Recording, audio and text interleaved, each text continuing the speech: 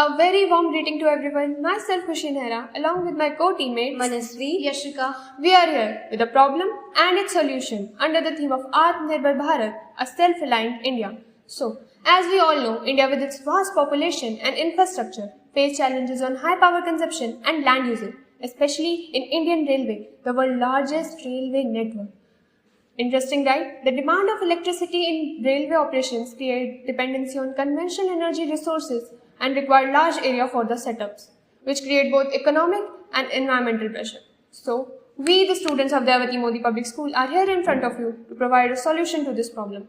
Now, my friend Manasvi is going to explain how our idea works and how it gives a solution to the problem. inspired by the vision of Atmanirbhar Bharat, our idea focuses on generating electricity by harnessing both solar and kinetic energy.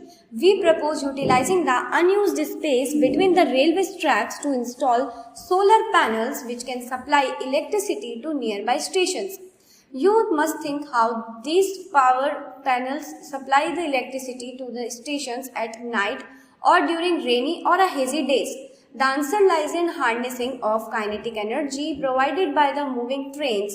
By this kinetic energy converting into electricity, we can ensure a continuous power supply even when sunlight is unavailable.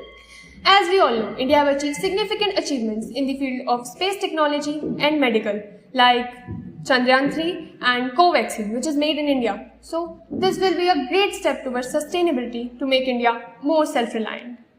This project not only reduces the burden of high energy consumption and land usage in Indian Railway but also reflects a vision of becoming self-reliant. India is strengthening its economy, set an example globally and move forward on the path of Atmanirbhar Bharat. At last but not least,